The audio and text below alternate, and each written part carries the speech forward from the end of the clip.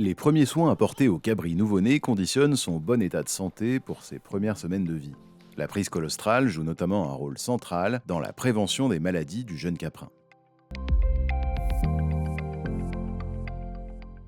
Dès la naissance, il faut s'assurer que les voies respiratoires sont bien dégagées en retirant les mucosités ou les restes de délivrance qui peuvent encombrer le nez ou la bouche. Si le cabri ne relève pas la tête seul, vous pouvez le stimuler, par exemple en lui administrant de l'eau froide dans une oreille pour qu'il secoue la tête.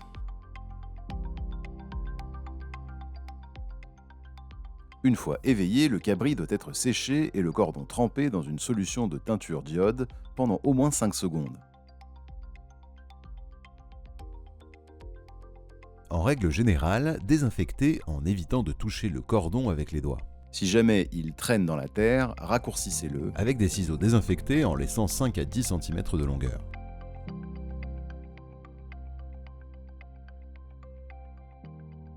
Pour prévenir les transmissions de maladies de la mère au cabri, il faut le séparer de sa mère dès la naissance. Cette mesure est un point central des plans de prévention du CAEV, des mycoplasmoses et de la paratuberculose. Il faut peser le chevreau avant la tétée pour connaître les quantités de colostrum à donner pour choisir leur valorisation, boucherie ou reproducteur par exemple, et suivre leur courbe de croissance. La distribution de colostrum doit débuter dans les 6 premières heures de vie, car par la suite, la barrière digestive empêche les anticorps de passer dans le sang du cabri.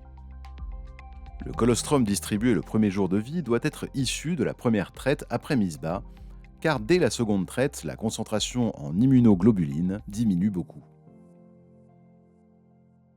Il est souhaitable de vérifier la qualité du colostrum avant de le distribuer. Un colostrum bon doit être supérieur à 24% de Brix.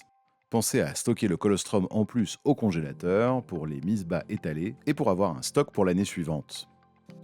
Dans le cadre des plans de prévention du CAEV et des mycoplasmoses caprines, il est recommandé de thermiser le colostrum à 56 degrés pendant 1 heure avant de le distribuer au cabri.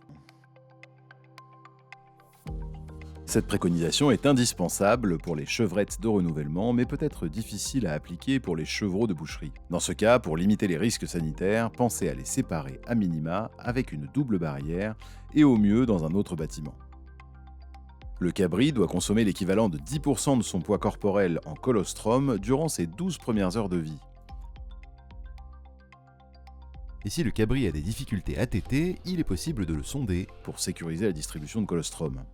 Après la prise colostrale, et une fois que le cabri est bien sec et vigoureux, identifiez le chevreau avec un tip tag, une boucle officielle ou un collier avec une pince et une boucle désinfectée. Une fois ces premiers soins effectués, installez le chevreau dans un logement adapté à ses besoins.